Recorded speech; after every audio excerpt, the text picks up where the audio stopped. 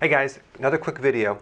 I want to show you a great recipe for a natural sunscreen. A lot of the sun blockers and the sunscreens out there have all sorts of chemicals that actually increase your risk of getting skin cancer, okay?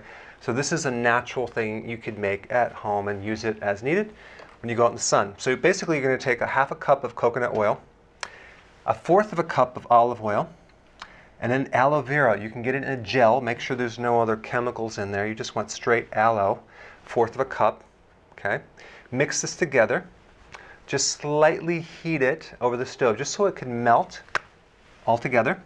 Then you're going to add something called zinc oxide, 2 tablespoons. Make sure you get the non-nano version, that way it won't absorb into the skin too much.